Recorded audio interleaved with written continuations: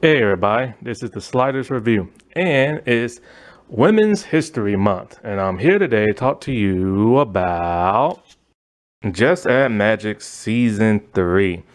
So, Season 3 took a good while to come out, and I remember I was just like waiting and waiting and waiting, because there was like no word from it. There was like no trailer for like the longest time. And so then they finally put one out, and I was like, yes.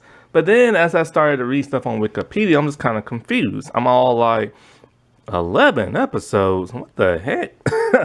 But technically, for whatever bizarre reason, they broke it up again into two seasons, with 11 being in one season and one lonely episode being in like the second part. And so it's technically a total of 12, but that one episode that's technically like a special, it doesn't really have our trio in the episode. They're mostly there as like a cameo type thing, and they don't really do much. Why? Well, that's because sadly and tragedy struck this season, boy. My heart was broken because at the end of like the seasons, the girls give up the book. Yes, they have moved on. The book didn't move on from them. They moved on from the book. And I'm all like, no! How can you do this? Like, I love this show, man. Like, how can you do this crap to me? Like, this show is awesome. The cast is awesome. The setting is awesome. The drama is awesome. The stuff they come up with is awesome.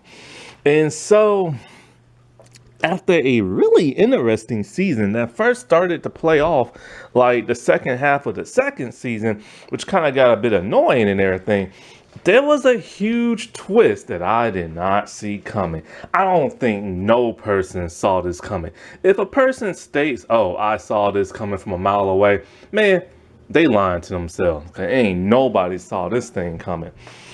And so, like, after all, the shenanigans get through and everything, the girls realize, maybe, since there's nothing else to solve and everything, maybe they don't need the book no more. And so, and since magic has really corrupted their lives and everything, maybe it's time to, let the book pass on. And so, originally the rule is the book passes on itself, but then if the girls decide to do it, or whoever the trio is, then the book will, grant their wish and just leave. And it leaves, and it goes to a character I didn't really suspect it was gonna go to. Like, I assumed it would go to this one character, but not this other character who had like a small recurring role. When I say it's a small recurring role, I mean it's a small recurring role. But the good thing about that is that when it went into the hands of somebody else, okay, it's like, okay, at least we know this character. But this character's not exactly a great character. She's like rude, she's a little snobbish, and it's just kind of like, why the heck would the book go to her? And so then the show got technically a fourth season, but in my opinion, it's really a fifth season. And they retitled the show. And so, but what's so odd about that is that the next season, which is called City of Magic, it only lasted for like one season for some bizarre reason. But the thing is, it's a streaming show. So it's not like, they showed episodes weekly and then people lost interest. No, they planned to have that to be a one season type thing only, because the our trio come back towards the end of City of Magic and help out the new protectors and everything. And it's just, they end the show just completely, and I couldn't believe what they did. And this goes way beyond that of what the books did and stuff. And, 'cause if they would have kept to the books, it would have been a little bit gooberish, kind of like the pilot episode and stuff. But, I can kind of see why the girls probably wanted to move on. I'm talking about the actresses now. Because, they've been doing the show since Well, it aired in 2015, ended in 2019. And of course, the pandemic happened in 2019. And not only that, but if the show came out in 2015, then like, um whatchamacallem, then they had to film it like in 2014, but then remember in the pilot only, they're super young in that episode. So they had to have filmed the pilot way before 2014. So they've been doing it for a while. And when you watch the show, when you get to like the second and the third season, they have truly become their character. Like they can play those roles like, with closing their eyes and everything. And so, maybe they're all like, it's time to move on, do some other stuff because, they went on to different projects and stuff. But it was still just so sad to see them leave because this was my show, man. Like, I really, really, really enjoyed this show. Like, it's a very unique magic show. One that I've never seen before because normally in magic shows, it's either you have a magic wand or the magic inside you. You can just like snap your fingers, twitch your nose, point your finger, or just like a MacGuffin that you have to like use, or just like spices and spells and stuff like that, and and the cauldron. And so normally that's how like magic shows are. But this one was the most unique I've ever seen because of the simple fact they use their magic by cooking. A magic cookbook and magic spices. That is the most original thing I've seen in like forever. And I mean forever. So kudos to the woman who created the book series that led to the television series and stuff. And this is one of Amazon's Prime like highest rated series, mostly for like a kid show, but also just in general and stuff. Because like I said before, it wasn't just kids and teens watching this show. It was actual adults and stuff, and they really enjoyed this show. Like it's really that good. The music, just like the way they cook in the slow motion. But then things changed when they went into that spin-off series. Everything was quicker. There were different characters, different personalities to get used to. And so when it just came and gone by so fast, you didn't really have time to really take it all in, you know what I'm saying? But anyways, this season, yeah. So this season was the last season of our trio and stuff. And you remember that at the end of the second half of the second season, they had to regrow their spices from that magical garden.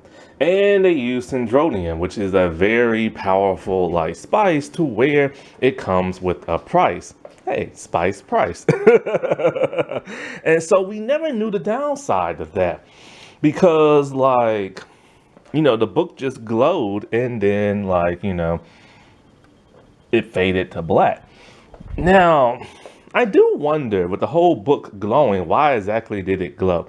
Maybe they didn't have this season planned out exactly, because normally they foreshadow stuff, but there was really no foreshadowing in season 1 or 2 that led to this season and stuff. So maybe things got changed as they were trying to come up with something. And so when we see our girls, by the way, they got taller, well, a little bit taller, maybe an inch, maybe a half a foot, but it's still taller and their hair is growing out longer and stuff like that. And so it's been a couple of weeks now and the book did not like lead them, which they was very shocked and surprised. And so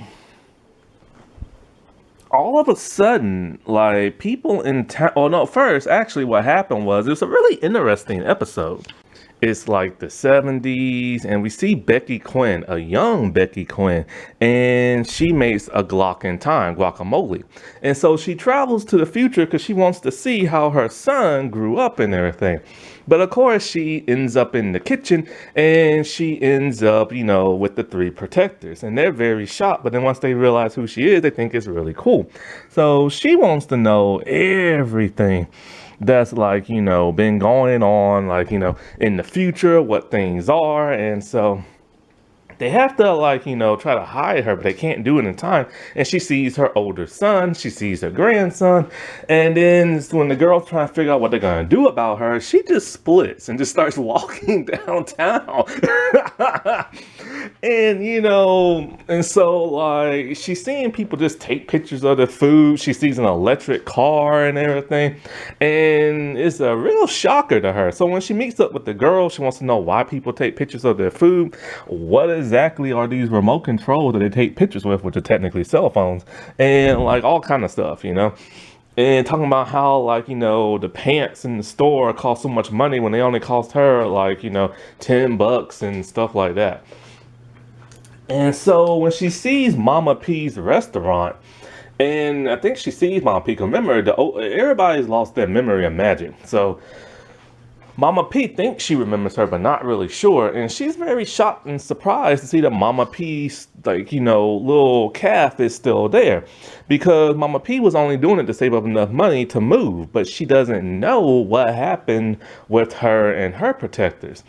See, I always assume that like the OCs got rid of the book when they was teenagers with that whole Chuck thing. But no, they actually kept it to when they was like young adults and everything. And so the girls tell her of the rift that the OCs had, and this really upsets that of like, Becky Quinn. So when her spell wears off, she goes back to the past. When the girls go back home, everything has now changed. When Kelly goes home, her dad is like this high-powered businessman. Her mom is no longer the mayor, and they have a dog named Buddy. But the real Buddy's there, but I don't know his name now. And the dad is like really rude and all this other stuff. And when Kelly asks, what happened to grandma? Because when I think she can't find her grandma, like the old one and stuff, or maybe she disappeared, I think. It's like in thin air, just disappeared.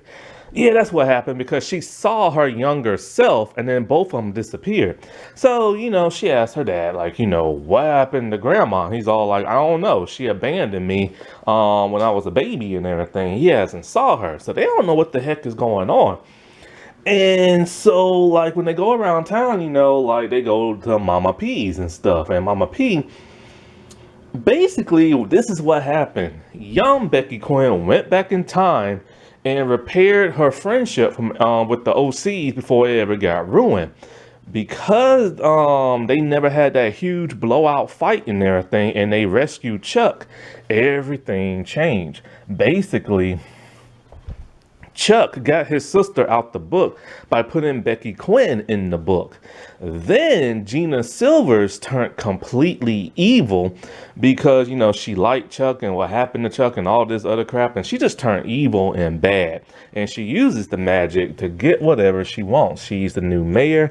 Whenever there's like a store, they have to play her music. She has people brainwashed.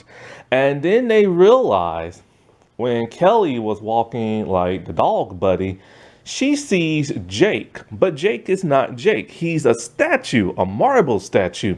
Basically, Gina Silvers, when you piss her off, she will turn you into like stone. And so some of the girls don't know this yet, like Hannah, who happens to be with her. And Mrs. Silvers realizes, something weird is going on with this girl who claims to know her. And she tries to spell that of like, Hannah. So the girls realize they're going to have to go back in time and prevent all this from happening because they can't, Mama P can't help them because she's now been turned to stone. So they go back to like the 70s and everything. And when they're there, they see like, the young Becky Quinn. And she's there with, well, it's funny because her husband looks just like Kelly's dad, which is just kind of weird. But anyway. Kelly gets to hold her like dad as a baby and everything. And so like she tells Becky Quinn that, oh man, you gotta have that big fight with like, your friends and stuff. Because if you don't, all this bad stuff happens. So they recreate the huge fight that happened. And we get to see younger 20-year-old versions of, like, the OCs, and it looks kind of like them a little bit. And it's weird seeing how happy and nice younger Mama P is and everything. The thing, she turned so vengeful and hateful and everything in, like, the future. So, like, they steal that of, like, Mrs. Silver's morbium seed. And so when they go to, like, Mama P's, they see she's cooking up a recipe, a very dangerous recipe. It's similar to what Chuck was creating by trying to keep the book for himself. But Mama P has been, like, working on it and stuff. So they steal that. And the huge fight between, like, it's cool to finally see the fight that actually we've been hearing about since season 1. And so we get to see, like, Mama P and Gina and everything just like hash it out and everything and accuse each other of this and that. And so after that, the girls and Becky, they all go out to, like, the river, and they just dump the morbium seed there, and they rip up the recipe and dump it in, like, the lake and stuff. And so then they leave, and everything's back to normal. So it does make you wonder if this is some type of time paradox to where the events that was led up to the fight never happened the way it was supposed to. It was really the girls all along. But I don't believe so, because, well, maybe it was and maybe it wasn't. It's never really explained. That's why time episodes are so confusing. And then so after that, the girls start to realize something. Because, they've been, like, they've been, like, getting their, like, new spices and, like, putting them in the right families and stuff. But then all of a sudden, weeds start growing out of nowhere, and magically, it's the garden growing up in random places. I really enjoyed the time travel episode. It was so dark, and I wish they could have stayed there for the rest of the season and try to fix things, because it was so interesting. But the rest of the season is pretty interesting too, but like I said, it's just a rehash of that of season 2. And I really wish they could have stayed in that alternate reality, man. That would have been something. But anyway, so like I said before, weeds are growing up everywhere, and they're magical spices, and people are finding them all over in their yard. Well, some guy who has, like, a smoothie truck, he started seeing them grow in his yard, and he started using the mint to put in his smoothies. And because of that, it started affecting people around town, making people, like, resent them and not want to be repulsed. Well, it makes them repulsed by them and stuff. So once the girls figure that out, they make a counter spell, and they give it to the 3 people that drunk, like, the bad smoothie. So now people want to be around them. And because of that, like, Hannah made a new friend at school, a very popular girl, because she had that bad smoothie and she gave her the good one. So the girls are realizing how they're going to stop, like, whatchamacallit, like this, the plants going everywhere. So they realize they can make, like, a freezing spell, put it on, like, one of the plants, and it will affect every single last one. And that's what happens. And, so now people aren't, like, having magical, like, plants growing in their yards. So they go back to their garden that, they had to harvest their plants and stuff and their spices, and they realize something. Somebody stole some of theirs, and they don't know who it is. So they dubbed this person the Night Bandit. And this is where we, get everything that's going on in our season. They're looking for the Night Bandit. So it's similar to the second half of season 2, when they're looking for somebody who knows about magic and stealing their stuff. And so because of that, it leads to a lot of crazy things. So let's get into some character profiles. Now, when it comes to that, the OCs, they're all prominent in the show. Mama P, not so much, but in the second part of this season, she's in it a whole lot more because she's on vacation. And so we see a whole lot more of Becky Quinn this season than we did in the second. But basically, Becky and Gina, and it's just there to give assist to the girls or advice, until their memories are restored and they can help them out properly and stuff. Jake also, his memories aren't there either. And so So let's start off with Hannah. Hannah has a very, very sad story arc this season. It is painful and emotional to watch. Why? Because remember when I said she made friends with that one popular girl? Well, her and that girl were friends for about 3 episodes until one day they're at school, Fox Canyon. That's the school that they go to. And so, like, they see a girl who got her sweater stuck in like her locker door. So the girl takes the sweater off and basically she has just like an undershirt on and stuff. And it's like really embarrassing. Well, the girl asks like, Hannah for her phone, and Hannah doesn't want to do it, but she's all like, it'll be funny though. And so Hannah gives her the phone and the girl posted it online. But she posted it from Hannah's like social media account. So, that like really hurt the girl who got like embarrassed. And so everybody started laughing at like, that girl. So that made her feel terrible. Well, when the night bandit struck and they had to like reverse that entire day, it's basically like a Grounds Day episode. And so like when they reverse time and everything, see, the Night Bandit has been causing a lot of stuff, weird stuff to happen in town because they're looking for something that Chuck once owned. And so there's like a pie, like, pan that Chuck had to cook something in. And it's that pie pan that this Night Bandit wants very badly. And so they steal it from like the museum when they had the grand opening. And because of that, Kelly's mom got in trouble because, the thing got stolen. So they reversed that day because all the girls were having a bad day, right? And so Hannah decides, okay, this time I'm just not going to give that girl my phone, which didn't seem to bother that girl all that much until she posted something about Hannah, saying that Hannah's BFF is Gina Silvers because they always hang out. And you know how it is when you're young and old people try to be your friend. People's all like, ugh, they don't want to be friends with like an old person. So everybody in school starts laughing at her. And the girls are like, oh, it's just a joke. It's just funny, blah, blah, blah, blah, blah. But then the girl starts being rude. Like she does a completely like, turn and everything. And she won't let Hannah sit with her and her friends no more. Hannah has to sit like by herself or with somebody else. And so Hannah is constantly getting picked on this entire season. Not only that, but when they have to like reverse time to go back that one day, that lasts for an entire 3 weeks. That's basically a month. And so Hannah has to keep reliving people laughing at her, people making fun of her, people don't want to hang out with her, all kind of stuff. And it's really painful to see. Well, one day they had to like, look through the eyes of like, the Night Bandit or something like that, or through the eyes of somebody. And so like, the Night Bandit. Once they find out who the Night Bandit is, they want to look through that person's eyes. But then Hannah decides to use the spell for something different. She wants to see through the eyes of her bully. And she sees her bully at like a pool party. Then all of a sudden that girl calls her and like, hey, you want to hang out? This makes Hannah very happy because she's all like, hey, it's finally over and she can have her friends back. Well, that girl gives her the wrong address. Gives her the address to that of an old folks home.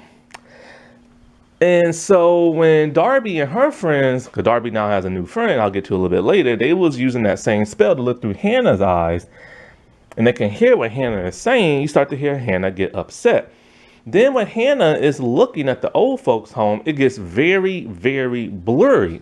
And Darby's friend doesn't understand why the spell got blurry. Well, Darby says because she thinks Hannah is crying. That was heartbreaking to watch. And I'm surprised the show went there because, normally this show doesn't deal with stuff like that.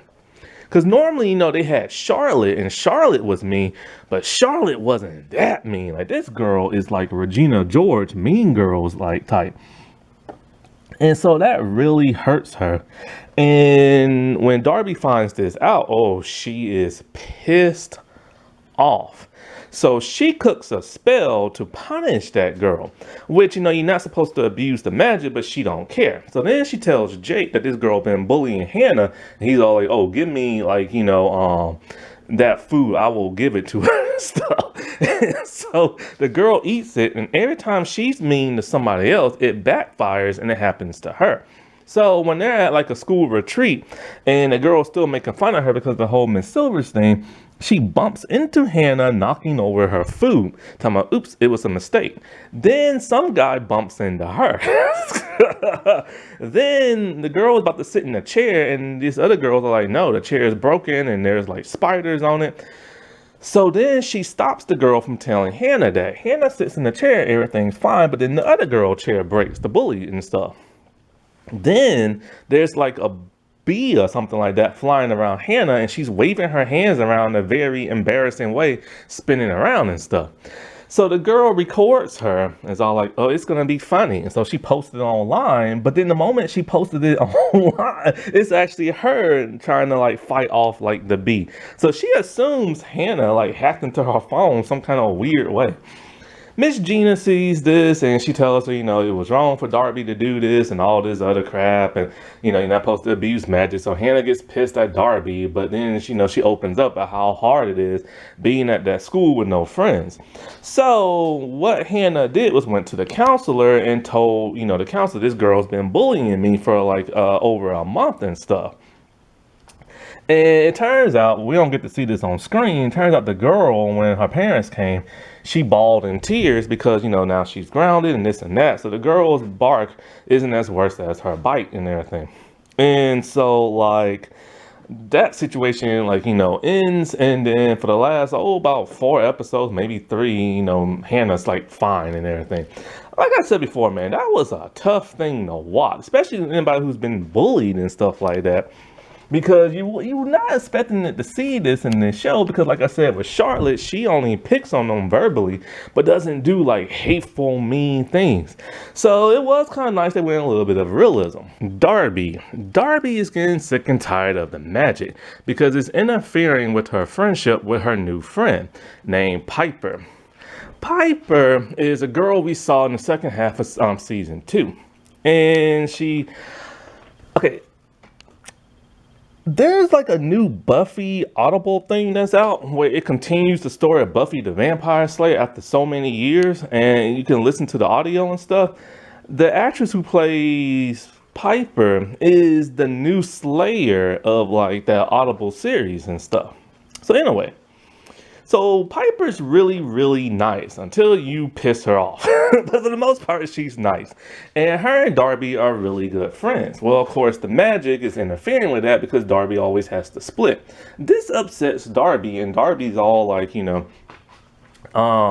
my friend this and my friend that, and I can't spend time with her and blah, blah, blah. So it makes Kelly a little bit jealous and stuff because, these girls really don't have friends outside their group other than Jake, or the OCs.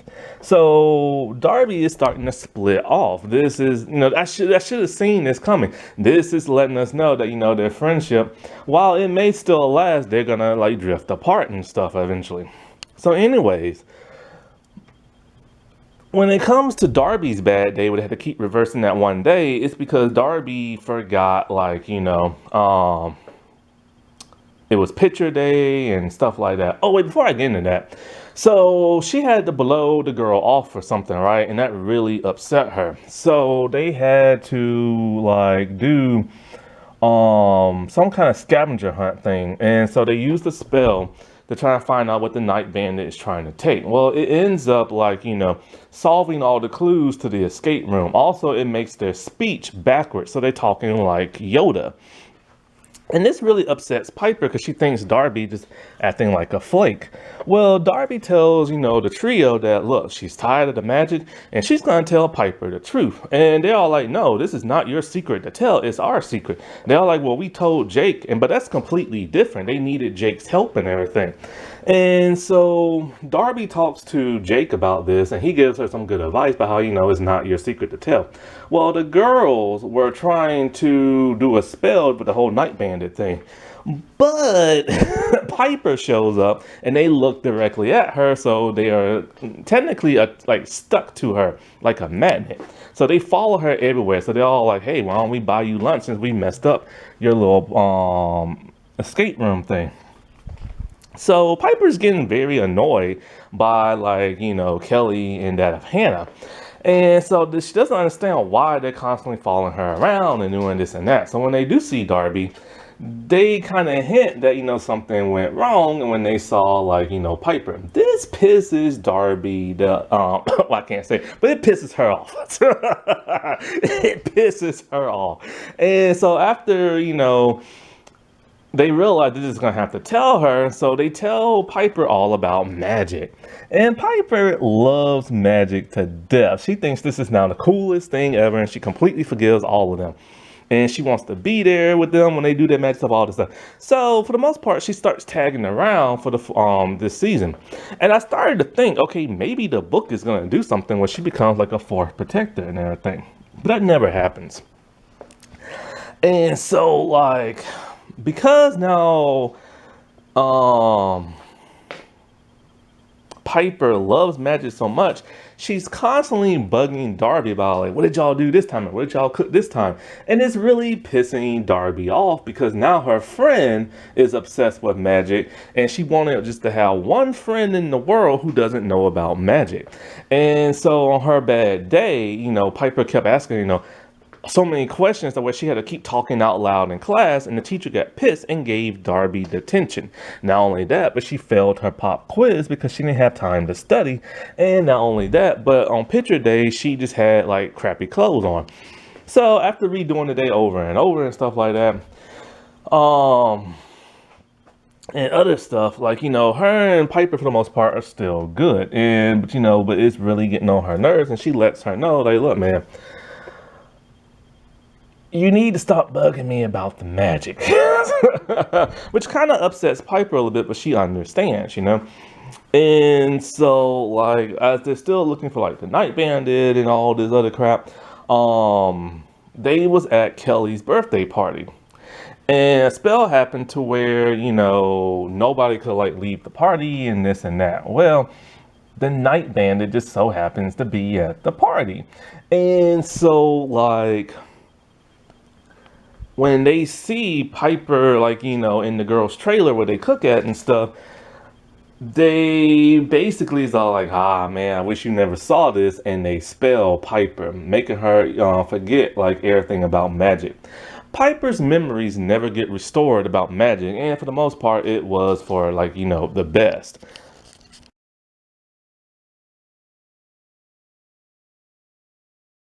Jake has his hands full this season, not with magic because his memory hasn't been restored yet, but with his new boss. Mama P has just got up and left and went on vacation to the islands and everything. And when she did that, she sold Mama P's and never told Jake. So Jake has a new boss. And not only that, but Mama P's get renamed to Springtown Coffee and everything. And so, like, it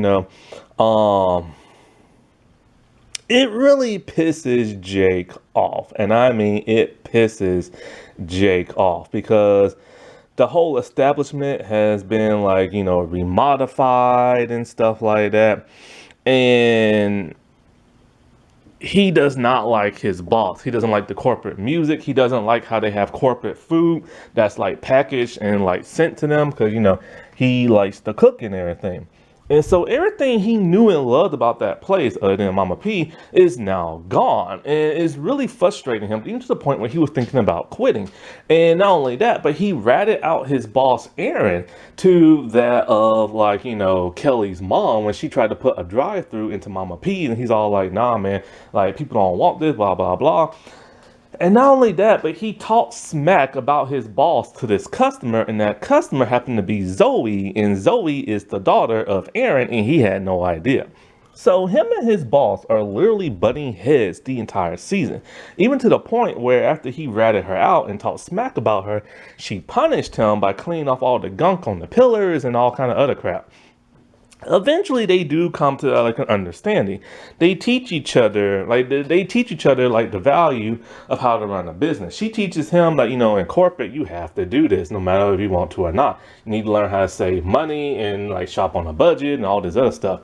He teaches her the value how people love, like, food made fresh, and like, and how they're pluot proud and everything, 'cause that's like the mascot of like their city. And so they both learn from each other and become like better people and stuff. And but there's a twist to this whole story. It's Aaron. So, like I said, Aaron is Jake's new boss. And so, like I said before, they butt heads and everything. But, we have a night bandit around. So who exactly is the night bandit? Well, after doing some spells here and there, and like, using a tracking spell about people who steal things, it leads them to Mama P's old place, and they see Aaron. Aaron is the night bandit, kinda. And so, like, we constantly see Aaron using transporting tamales to go to the islands and visit Mama P and restores Mama P memory of magic, because she's looking for something, but Mama P has no idea what it is. Every time Aaron doesn't really get the answer she wants, she respells Mama P, making her forget about magic. This happens constantly through the season when she's going back and forth. Basically, it has something to do with Chuck. She calls like an earthquake with magic to unravel a hidden bunker in the ground that belonged to Chuck. Then she was looking for something Chuck had. And so like it was that pie thing and everything. And so like the pie pan. And so nobody knows exactly what the world she wants, but it's affecting the girls, and she keeps spelling the girls so they can't like, interfere in, her plans. She creates a rot spell that every time they touch food, it turns to rot, so they can't like cook. Then, when they reverse their day, she put in a counter spell and everything. And so like, remember that one day it kept going back for like a whole month. And then it finally broke when they had like, that counter spell and everything. Then, whatever she's doing, she's keeping tabs on like the girls and like the Quinn house, because, the book is always there and stuff. But how exactly is she keeping tabs and stuff? It's not her daughter, because her daughter is very rude, especially like the Kelly and stuff. Well, it turns out she's looking for morbium, and she has Mama P's old recipe about keeping the book for the protectors and stuff all for herself. And the spell says you need 3, but she don't know what that is. She thinks it's 3 morbium. Now she created morbium out of like resonance from the pie pan and everything, because Chuck cooked with it and everything. It has like, its essence in there. So she was able to recreate that of morbium. And of course, morbium is the most powerful spice there is and stuff in this series. And so she tries to duplicate it 3 times, but it don't work. Where Mama P's just like laughing at her and stuff. And she tells her basically what you need is the 3 girls, the 3 protectors and stuff. And she's all like, oh, she can make them do whatever she wants. And so Mama P starts to get very suspicious and everything. And she realizes that Aaron is like eating like shrimp. And she tells her, oh, it's interesting you're eating shrimp, because I tried to like, serve you seafood the first day I met you, and you said you can't have shellfish. And so the jig is up. And so like Mama P starts to think about everything Aaron has been saying. How she can control the girls, how nothing happens in Kelly's house without like her knowing and stuff. And she realizes something. Somebody using that camouflage spell to hide their appearance. And it was the most shocking twist I never saw coming. It was Kelly the entire time. Now, we knew that there was 2 Aarons in this show, because Aaron put in a security camera in Mama P's. And so the kids and Jake, they watched like the camera footage, and they saw one Aaron run out the room and another one walk in with completely different clothes. So they knew that somebody was pretending to be Aaron this entire time. But we never knew, and nobody never knew, it was Kelly. And Kelly basically tells Mama P in a very sinister kind of way is that like her and her team are the best protectors there are, and that every other protector sucked and misused the magic. And so she's gonna keep the book for her and her group so that it can continue to do good around the world. And it's just like, Everything about this is weird and bizarre. So Kelly is the one who caused all that craziness in town. Kelly is the one who did all those weird spells, to like throw people off and stuff. Like, remember the garden, how they had to regrow the garden, and the side effect, they assumed the side effect was like random spices growing around town. No, that was Kelly to throw the girls off. Then that whole rot spell, Kelly needed that to open up the glass case that had the pie pan inside, but she didn't know how to use it at first, and so it messed up to where she spelled all the girls, but then later redefined the spell and stuff. And so, like, then when it came to her birthday party, she wanted everybody to leave because she wanted to cast that spell for, so they can all keep the book. But, they got distracted. So she wanted the worst birthday ever, but she ate it herself. And that's why people would not leave. And she is the one who cursed Piper. I am very, very, very shocked. And so when the girls discovered this all on their own, because they realized she's been acting weird, and not only that, they find my Mama P's spell in Kelly's like textbook, and so they realize, but hold up, maybe she's the bandit all along. But why does she want to But why does she want to keep the book for herself? So they create a spell to where they can see through Kelly's memories, and her memories are very odd. Every time she's talking to like Kelly, not Kelly, but Darby or Hannah, it's always in this red like filter, and it's distorted. Every time Kelly says anything to them nicely, they always respond in a very rude, nasty kind of way. And the girls are like, we don't remember saying that like that. And so they're all like, why are her memories twisted like that, like they're poison and stuff? And then it comes to them. That was the price for growing the garden. See, poison was used to kill the garden. So when Kelly was the one who poured the tea into the garden, the backlash was she would get poisoned and stuff. So Kelly has been corrupt this entire time. And so they have to avoid cooking that spell and everything. And so one night they have a sleepover. And so they decide, okay, let's watch home movies and everything to stay up all night so Kelly will fall asleep. And so the home movie part was cool, man. It was actually real home movies from the actual cast when they was younger and stuff like that. We get to see Kelly's dad with no beard and what he was like when he was in his 20s or 30s and stuff. We get to see toddler video of the girls, and not only that, but oh my God, one of the cutest, funniest things ever. We get to see the trio doing them filming the pilot and them just goofing around, singing and dancing. And that was just so cool to see. But anyway, they all go to sleep. And when they wake up the next morning, they fix Kelly with the spell that literally fixes her and stuff. But there's a problem. Kelly tells them they all cooked the spell because when they went to, because before they went to sleep, Kelly spelled them and everything, controlling them with a sleepwalking spell. So now the book is tethered to the three girls, but there's a problem. It comes with a price, as they're talking to Grandma Quinn, who now has her memories back and everything. She completely disappears from time, and then all of a sudden, a spoon and a fork and a knife start to appear in the book. That was the side effect, or the downside of the spell.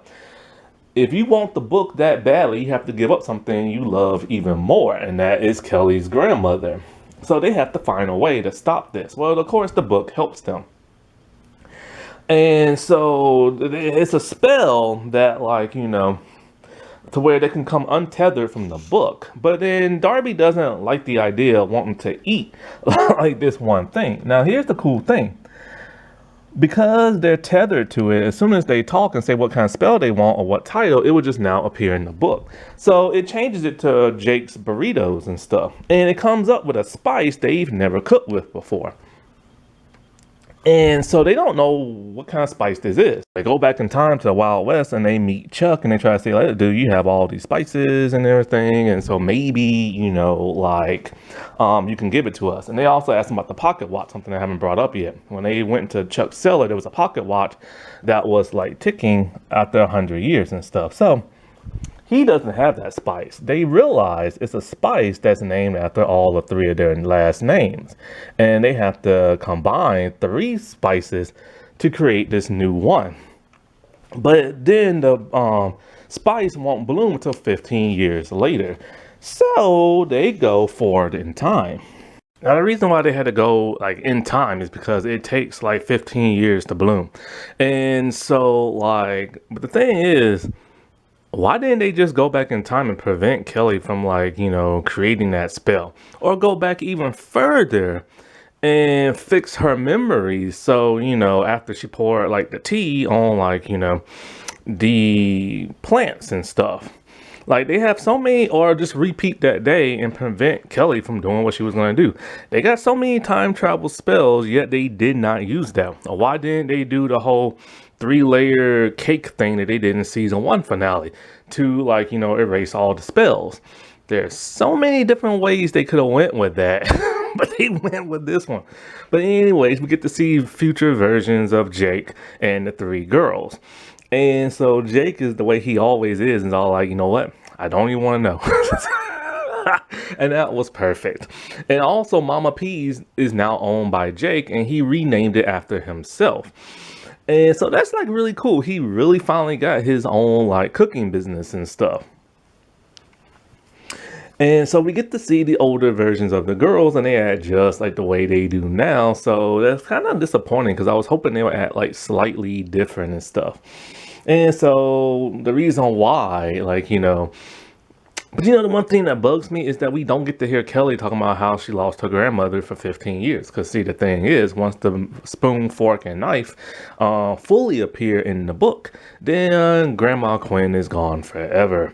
And so, that was a missed opportunity because everybody just smiles and giggles. So they go back to the past and then they cook up their spell and then they rescue that of Becky Quinn. After that, Gina Silvers took a job in Chicago, which Mama P helped convince her to take it. You need to get out of town. And she's going to go with her. So their friendship is repaired. And so the girls realize with all, the OC friendship repaired and, the in-betweeners forgetting about magic and them saving, Becky Quinn and, doing all this other stuff and the whole Chuck situation. Maybe they just don't need the book no more and it's time to move on. So the book goes away and they start crying. And it's really, really sad to see. And then we see who gets the book next. See, Erin isn't staying in town. What she does is that she moves to one town, she reinvents a established business, and then she moves on. They're constantly moving. And so she's about to get married and they're moving to New York. And her daughter Zoe, the rude girl, ends up getting the cookbook. And then you get the TV special that's only about 30 something minutes. And so I'll talk about that whenever I talk about Magic City. Not City of Magic, but Magic City. And so yeah. Because Magic City is an interesting season. It's just not as great and compelling as this one.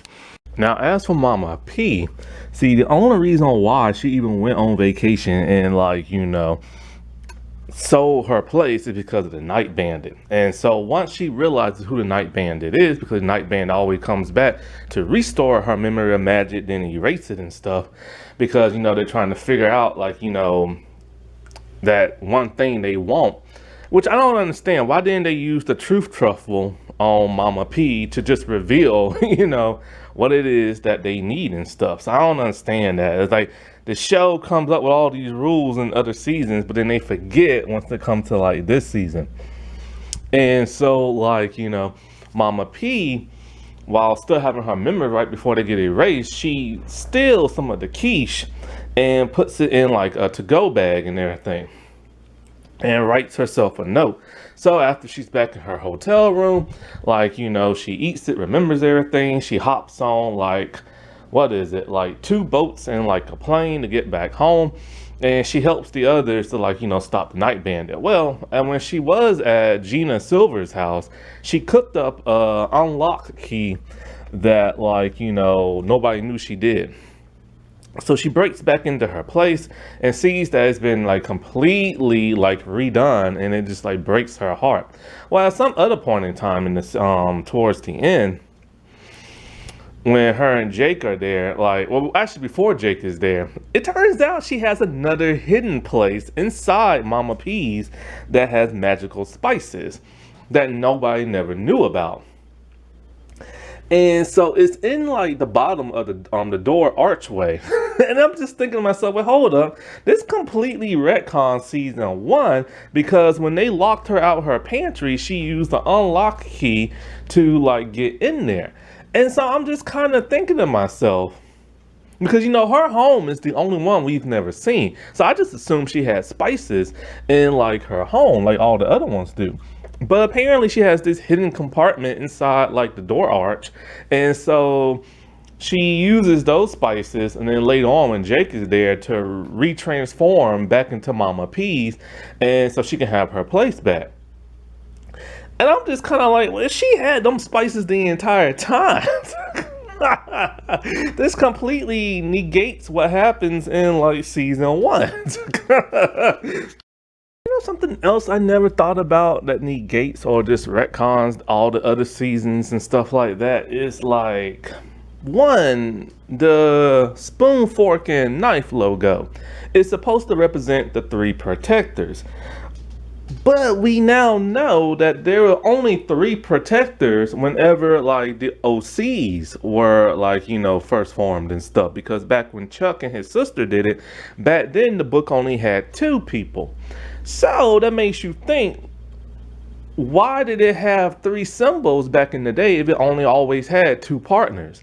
Because we see with this pocket watch, it has the symbol of the, the knife, fork, and spoon on there from back in Chuck's time, from him and his other partner and stuff.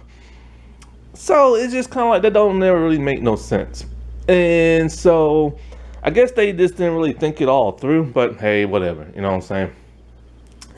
Something I never else knew is like, Mama P, the street that Mama P's place is on, that's a fake place. Like the entire street is like fake. It's like a fake. It's like a studio lot and everything. Because I realized that when I saw like the cement on the ground, it's like, that's not real and everything. And some of those buildings look a little flat. And so it makes sense when you go into like the 4th season, when it's supposed to be supposedly New York City and stuff. But the biggest confusion ever is the fight the OCs had. Like, I could have sworn back in season 1 that they had a huge fight because of the whole Chuck thing. And that really pissed Gina off. And then, Mama P never liked Chuck. And so because he stole her morbium seed. And we know Becky Quinn used hers to get rid of the book. So I always assumed that the reason why Gina and Ida got pissy is because Ida was obsessed with magic. Chuck stole her morbium seed. They got rid of Chuck, and that hurt Gina and all this other crap. And that's what caused them to curse each other as teens. But now we see, like I said before, now we see this happened when they was adults. And what really happened was that it was Gina's like morbium seed that disappeared, and now it was Ida's like recipe that she cooked up to keep the book forever, which was never explained in the other seasons and stuff. That's what caused like the huge fight.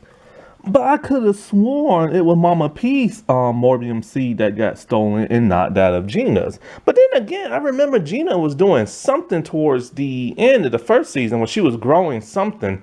I don't think she was growing morbium, because you can't do that and stuff. But apparently now you can because of the whole night bandit thing. I'm